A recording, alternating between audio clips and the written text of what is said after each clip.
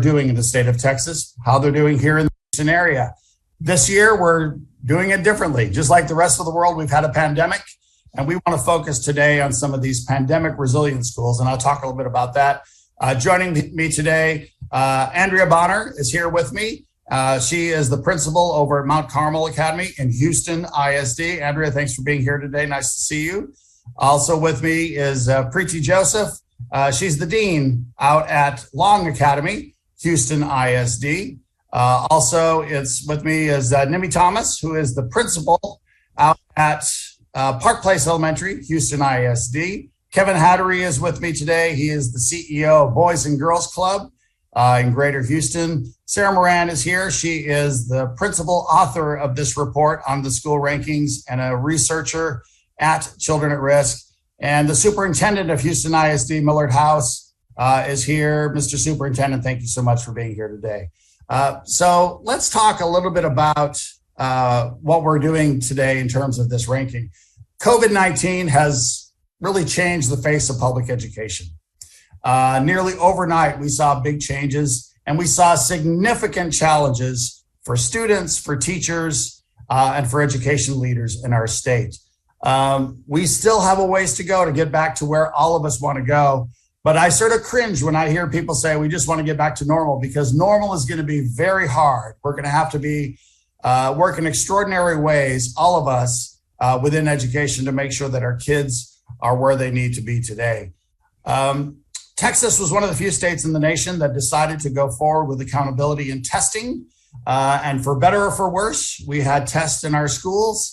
And one of the things that this allows us to do is really to get a gauge of where our students are, and frankly, to be able to see the damage that COVID-19 did and the challenges that it brought to us in terms of public education. So traditionally, we would release a school ranking with A to F, but this is no time to do that. But this is allow parents to understand where our kids are and the support that our public schools need to make sure that our kids become the success stories that we all want them to be, to make sure that every single child in the state of Texas, and certainly here in Houston, can be successful. So we're excited to really share some of these numbers that we've been able to see around the state. And really, we came up with two key indicators that I think are important for parents to understand. One is pandemic resilient schools. Pandemic resilient schools are schools that have over 75%, in most cases, well over 75% of children that are living in low-income families. It's kids that qualify for free or reduced school lunch. When we look at those schools and we see their past performance as having been pretty good according to our rankings, these are schools that got A's and B's. We're looking at those schools specifically to see how did they come through the pandemic, and did they sort of keep their heads above water? Were they very successful? What is sort of surprising to many researchers is that there are a group of schools that have done pretty well. And so we're going to honor those schools today, and some of the principals are here for us to honor them. The other indicator that we're looking at are red flag schools. And these are schools also traditionally very good schools, and today they're still good schools. But when we look at the data, we see that these schools are going to have a real challenge. And we're calling these red flag schools because we want the public to understand these kids are going to need a lot of support. We're going to need a lot of help. And in some ways, public education in the state of Texas is at a red flag right now. We need a lot of support from our state legislature. We need a lot of support from the general public to understand that public education is going to be the driver of our economic success, and we're going to need to invest in it. So statewide, we looked at over 8,000 of our public schools, close to 5,000 elementaries, 1,700 middle schools, 1,600 high schools across our state. We looked at them and we looked at the data individually. One of the things that we noticed that I think is really important to understand is that 64% of campuses across our state had a decrease in total enrollment. We saw a lot of schools lose kids. And we don't necessarily know where all of those kids went. In 4% of our campuses, we saw very significant 31% or more decreases in enrollment. And that has us worried about what's happening with those kids. Some districts have reacted very well in trying to find those kids and do their very best, but we know this is a challenge all across Texas for us. We also saw significant increases in mobility rates. 30% of campuses had mobility rates that significantly increased. 6% of those had increases in mobility rates of 37% or more. So the other thing that we looked at in terms of pandemic resilient is, were there any predictors early on? And last year we did our rankings and we called schools pandemic proof schools. 71% of the schools that we identified as pandemic proof went on to become pandemic resilient. So a history of high performance among schools that primarily serve low-income kids was a good indicator of where we're going to go. So when we looked specifically at Houston, and let's talk about Houston now, we looked at 1,347 schools, over 200 high schools, 270 plus middle schools, and over 800 elementary schools in the Houston metro area. Of those, 107 of those schools were rated as pandemic resilient schools. And so when we looked at those, we also saw a number of red flag schools that sort of fell, and we'll talk about that. But one of the things that we noticed is that the Houston Independent School District was a great performer across the state. And certainly in Houston, we saw significant good work in regards to our schools here in Houston. And so we wanted Superintendent Millard House to join us today. Superintendent, I wonder if you could tell us a little bit about the strategy around HISD and why so many of our top performers, many of them here at our press conference with us, are doing so well. Well, Bob, first of all, thank you for having me. It's great to be in the same Zoom space with some of these incredible leaders in HISD. And I want to personally congratulate each of them for their continued leadership and work towards making certain that our children get above and beyond what they need. Of course, to the rest of the audience, I'm Millard House, Superintendent of the Houston Independent School District. Of course, the state's largest school district with some of the best leadership, the best teachers and community across this great state and across the country. I think when I think of the word pandemic resilient, Bob, our HISD community immediately comes to mind. And when I say community, I mean our teachers, leaders, our community, philanthropic, across the board. From when we look at principals and when we look at teachers and parents, they've all come together during this unprecedented time and have really worked hard to ensure that we support our precious cargo and our students. This is going to be extremely important as we continue to prioritize safety. This pandemic has created many challenges across the board, but here in HISD, we see those challenges as opportunities. Our Ready, Set, Go plan outlines the safety protocols that we put in place to protect our staff, students, and community. This has got to continue to ensure that we help our students strive for the excellence despite the pandemic. We're proud, as I indicated earlier, of our 14 HISD schools that have made the list for pandemic resiliency, but we know to achieve full equity, this fight isn't over. We've got to continue pushing extremely hard. Again, a big congratulations to those that are on the calls, to their teachers, to their staff, their students, and parents of Mount Carmel, I think Long Academy, Atherton, Marino, Sanchez, Brookline, Windsor Village, Park Place, Roosevelt, Hamilton, Project Chrysalis, Baylor, College of Medicine, Sharptown International, and North Houston Early College. I'm extremely proud to support these schools, but primarily I'm extremely proud of the empathy that has been shown by our campus leaders during this extremely difficult time for both students and teachers. I want to also thank the Children at Risk organization for recognizing our schools and ensuring that we let our community know what's going on and the hard work that continues to happen. So let's continue to work together to keep all of our Houston schools strong, especially HISD. Thank you so much. Yeah, Superintendent, let me ask you one quick question and then we'll go on. One of the things that I think we need to do a better job of is letting parents understand that still a lot of work has to go into caring for all of our kids all across the district, all across Houston. When you speak to community groups and you talk about that support needed from parents and just others in terms of the idea of all of us working together to make sure our kids are successful, what are some of the key points you make? Because this isn't something we can lay just on our schools in terms of getting our kids back to where we know they need to be. Yeah, exactly. We're in the midst of developing strategic work and priorities as we speak. We know that there are campuses that still need work, and that's going to be one of our priorities, is really focusing our attention on those schools. This is not just a one-off opportunity to improve. The federal government has come in to support schools in HISD and schools across the country with ESSER dollars, and we're prioritizing those dollars to ensure that they're utilized for the right reasons. We also are moving forward to set coherent expectations in HISD. We know that there's work to do with some of our most vulnerable students in special education. So that's going to be a big push for us as well. It's been a very difficult road across the nation when it comes to teacher and leader talent.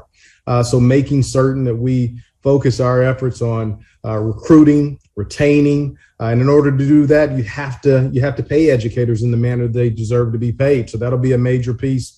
And the fifth priority that I'll mention, Bob, that we have to continue focusing our efforts on, not to mention social and emotional learning, but strengthening curriculum and instruction and assessment. That has to be, if I don't provide the strongest curriculum and assessment to these leaders so that they can put it in front of teachers, then we can't get the most out of our kids. So these are things that over the course of the next 5 years in our multi-year strategic plan that we're developing, that will be a major part of our work moving forward. Superintendent House, thank you so much for all the work that you do and for your support of the great leaders like we see here with Principal Thomas and Principal Bonner and Dean Joseph. I know I speak for all of them when I say thank you for all the support that you guys have. Absolutely. Thank you, leaders, and congratulations. Very good. Thank you, Superintendent House. Part of the other part of this, I want to talk to Kevin Hattery, who is the CEO of Boys and Girls Clubs in the greater Houston area. Kevin, nonprofit leaders like yourself, we are always engaged in conversations about how we all need to work together to make sure our kids are successful. Talk a little bit about your thoughts around this idea during this extraordinary time of really bringing more people together to solve what is a very complicated equation. Well, good day, Bob. Thank you for the invitation on behalf of Boys and Girls Club. And I want to acknowledge all of our school leaders here. Thank you for everything that you've done during this pandemic period. And Bob, I want to also just say thanks for doing the school rankings, because it's a nice reminder of the importance of continuous quality improvement. And this assessment allows us to take a step back and make sure that we are focusing on the right things. So congratulations to you and your team for doing this annual school ranking. As a strong believer in continuous quality improvement, this is a great way for us to continue to move forward. The other, do want to make a point around the fact that we live in an ecosystem. And our ecosystem here is not only the educators that we see here in the press conference, and we just heard from Millard House over at HISD, but it's also the other partners and the community-based organizations that are fulfilling important roles during our extended learning time, because it just doesn't stop and start when the school bell ends and when the school day starts. It's about the entire ecosystem of partners working together in order to better the lives of the young people that are in our community that we care so much about. So it's critically important to understand that the community partnerships are critical, along with the philanthropic support from our business community individuals and the many private foundations that are out there. And we think about extended learning time and how we approach our work today because of what's happened during the pandemic is to think about it in terms of fostering resiliency post-pandemic. This is not going to be back to normal. It's going to be the next normal, and identifying what those needs are going to be important for us to ensure that we are creating success for the young people that we work with. As it relates to education, certainly addressing learning loss is a top priority for our organization, and it will be not just for the next 12 months, but for the next many months. along with social emotional learning as well. There's impacts that we clearly just cannot see at this point. They may not be known until 24 or 36 months down the road. So it's having an eye on the fact that we are in the next normal, and we are also looking for strategies that are going to be fostering resiliency in this post-pandemic world. And for us, it's starting with addressing learning loss and social emotional learning. And it's through the partnerships that we're able to accomplish those goals. Very good. Thank you, Kevin. Kevin is the CEO of Boys and Girls Club. And officially, is it Houston Gulf Coast? What is it, Kevin, in terms of? Yeah, Boys and Girls Club of Greater Houston. Greater Houston. Okay, yeah. There you go. Very good. Thank you very much, Kevin. Sarah Moran is our researcher. Sarah, do we have a chart to put up with some of our top schools? Do we have a slide that we can do? So I mentioned this, the pandemic resilient schools. Let's go to the list of the schools here in the Houston area. So we'll start with our elementary schools. The number one school, Step Charter Elementary, Brookline and HISD was number 2. Morgan Elementary Magnet, and Galveston ISD number 3. Roosevelt Elementary, Houston ISD was number 4. And then Park Place, who's represented here by Principal Nimi Thomas. And we can take this off the screen as if we bring Nimi up. And so, Nimi, I wonder if you might give us an idea. One of the top schools, one of the top elementary schools in terms of pandemic resiliency, sort of pulling it through. Talk a little bit about what you guys do differently than maybe some other schools around the state are doing. Okay, so good evening, everybody, and thank you for this opportunity. And Mrs. Sanborn, am I saying your name correctly? Thank you for this honor. Last year was my first year as principal. I was an assistant principal prior to that. Coming into, I call myself as a COVID principal. So I don't know anything but being a COVID principal in a global pandemic. So immediately I knew the technology needs that my campus would need. Being an elementary campus, there's not a lot of technology being used, but if you have to go into a hybrid model or a model where a lot of the kids would be acquiring their instruction through the day through technology. So that was the first thing I did to garner technology. Age appropriate. I have pre-K 3 through 10th grade. So to 10 years old, 5th grade. So pre-K kids cannot be using laptops. They're cumbersome, they're large. So you have to see what is easily manageable. So that was the first thing. Then I looked at what teachers need. I realized immediately the technology they had was old and obsolete. If they have to function at the highest and be effective teachers, provide them with technology. So my district was very supportive, garnering those resources. The next thing was definitely providing PD, professional development to the teachers to be in a hybrid environment of providing that instruction, providing support to the parents, how to log in, the community, how do we support a community, how do we reach out? So that was the next step, providing the support. The third thing we did was always keeping in mind the resilience and flexibility that needed. That was the theme last year. How do we as a campus leadership, as teachers, how are we flexible and resilient to meet the needs? The third thing we did, of course, the regular communication with parents and providing them not just with technology, hotspots, and also the technical assistance they would need. Teams was so, now everybody's on Teams and Zoom. But last year when we started this process, who knew about Microsoft Teams or who knew about this whole platform? And then utilizing the best resources to keep the instruction engaging, like Pear Deck and providing social emotional learning right while doing all this, allowing instructional time to provide interventions to our tier 2, tier 3 students while doing all this. And last and not the least, but also keeping an eye on our attendance. We were 95% attendance in a global pandemic, which I'm extremely proud of my campus and my wraparound specialists. We did home visits, we did call, we were on it. So those were all the steps that we took as a team to prepare for this global pandemic. And we hope to continue with those processes in place.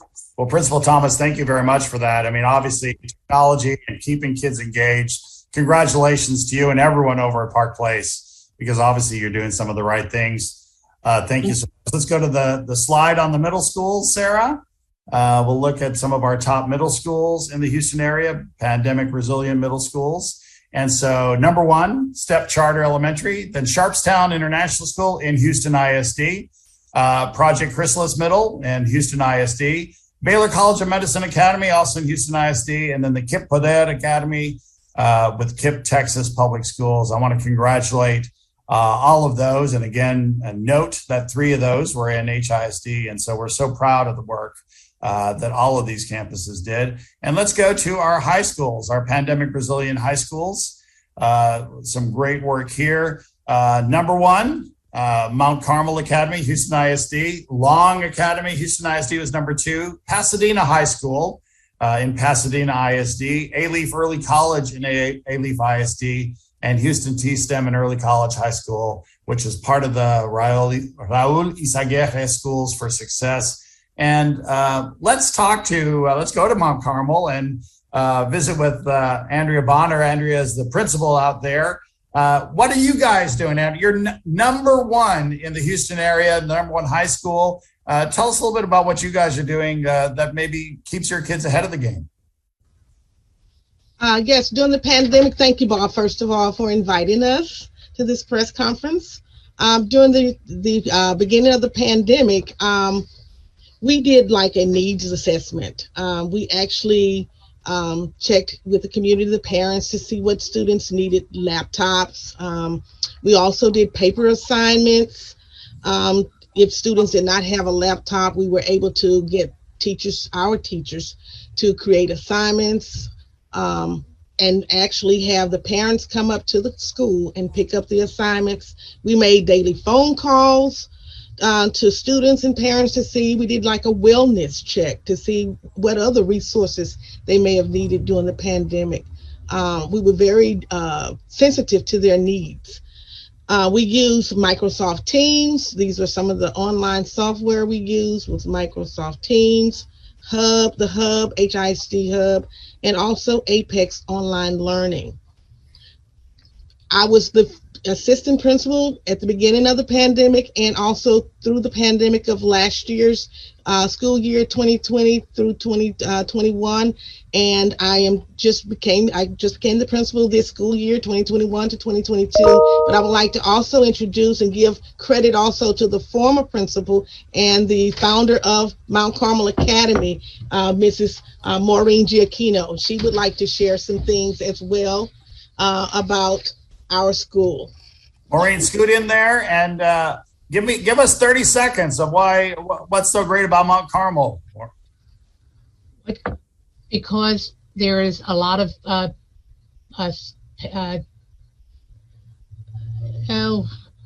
I'm sorry.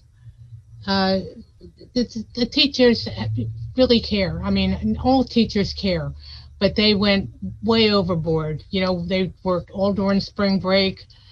They worked every night, every Saturday, and that was the only way to overcome it, was to give it an extra shot in the arm. And yes, and their parents were very reactive to help getting them over here at night and on spring break. You have to get cooperation from the parents, you know, to make this happen. So that all went together and it worked out great. Thank you. Very good. Thank you so much. And obviously a theme is emerging here. Keep the kids engaged, engage their parents, and try to use technology the best that you can. I mean, it's not rocket science, but it keeps you busy though, doesn't it? Doing all that stuff. So it's a big deal. Let's go to the number 2 school, the Pandemic Resilient High School, Long Academy. Preeti Joseph is the dean out there. And Dean Joseph, talk a little bit about from Long Academy's perspective. And Long Academy is a great story, right? I mean, over the years, we've seen just Long improve at such a fast rate. The work that you guys are doing is extraordinary, but talk about how you kept it going during the pandemic. Thank you, Mr. Sanborn, again, and for this opportunity and the honor that Long Academy has received. I'm representing Principal Moreno. And just a little bit, we are a 6 to 12 campus. So 9 to 12, we already had technology in the students' hand because that's HISD, and we have Power Up for the high school students. But 6 to 8, we were not one-on-one, even though we have laptop cards and our computer labs. But reaching out to every single student as a team from the office staff to teachers to admin to everyone, and to making sure that they were equipped with what they need to be successful during this pandemic as far as instruction. And our SEL team did an amazing job of reaching out to the students as well, because it was also an emotional turmoil for every single one of us to brace to this pandemic. And not just with the instruction SEL, but meeting their economic, and people needed food as well. So our Rapid On specialist was on the go with that part as well. So as a team, we did a great job of reaching out every single nook and corner, and checking in with the students from the teacher's side every single day, and also from our SEL team and the office staff. Attendance was 94% for us, and instruction-wise, we made sure every single kid was reached out to come and take the STAR test online on campus. And I think we successfully did about 85% of our students who took STAR tests online. And the new platform of Teams, we gave the teachers professional development so that they will be able to support the students as well.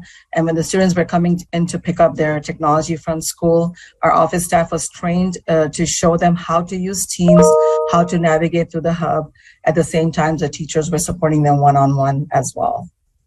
Very good. Dean Joseph, thank you very much for that. It's just obvious to me, Principal Bonner, Principal Thomas, Dean Joseph, that the work that you guys do is extraordinary. And I can't emphasize enough for the general public to understand that for schools to be successful during this time, the work above and beyond, as you've discussed, is just incredible, right? It's not just a matter of the basics. It's so much more that you guys are working on. So speaking of the basics, Sarah, I wonder if you might put up the screen with some of the red flags. And I don't want to dwell on the red flags, but I do think it's important for parents to understand that this is a list of schools that were particularly impacted by the pandemic, a list of traditionally, historically very good schools with high performance that we see as impacted. Let's go to the next slide. So when we look at some of the elementary schools, you get an idea here. These are mainstream schools: Kemble Elementary and Katy, Wells and Cy-Fair, League City Elementary. All of these are great schools, but that we see with the accountability test, with the STAR test, these schools have really suffered, and it's going to be time for us to really emphasize what goes into these places. Let's go to the middle school, the red flag middle schools: Energize for STEM, Stockdale Junior High, Katy ISD, Beta Academy, Energize for Excellence Academy, and Yes Prep. Again, all of these good schools, but we know that they have significant challenges ahead. People need to understand that. And then finally, our high schools. Some of these schools are schools that you would not expect, but I think that is the key thing here, is that the expected and the unexpected were hurt by this pandemic. And so we emphasize these again, just to show the general public that these are schools, Memorial High School, Kingwood, Stratford, that no one would put in a bad school list, but they have been adversely affected by this pandemic, and they're going to have to work extra hard to get ahead. Thanks on this. Sarah, final question for us as we end up the press conference. You were the primary author on this report. What's the standout item for you, the biggest takeaway, if you will, in terms of some of the research that you did on all these schools all across the state?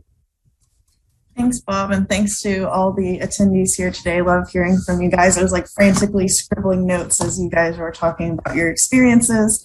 I think the biggest takeaway for me was that I was kind of expecting to be really scared and nervous looking at all and afraid to see a lot of negative change. but we actually saw a lot of positive change or a lot of resiliency that maybe we didn't expect. When we conducted the pandemic proof analysis last year, almost twice as many schools were resilient than we expected. So that was great to see. I think there's a lot of great opportunities for us to continue this work, to see, the schools that were pandemic proof that went on to be resilient. What were their policies? What system changes did they make? We're hearing a lot of really great things today about, SEL supports, making sure all of the tools were actually accessible for the right age group, for the right student, for the parents. But I think everybody's working really hard to figure out what is actually the most effective way to do that. So I think if we can look at these schools that were, expected to do well, but maybe didn't, and the ones that did, what were the practices that they actually implemented? I think it could be a good learning opportunity, but I think the takeaway is positive that we had so much resilience. Very good. Thank you very much. Thank you, Sarah, very much for your work on this and for really highlighting some of the great work that some of these schools and Principal Bonner, Principal Thomas, Dean Joseph, I know that you guys are available for media interviews. If they want to come out to your school, I know that you're available for that. And I want to thank you very much for your work, for the great work that's been going on. Kevin Hattery from Boys and Girls Clubs. Thank you, Kevin, for being here today.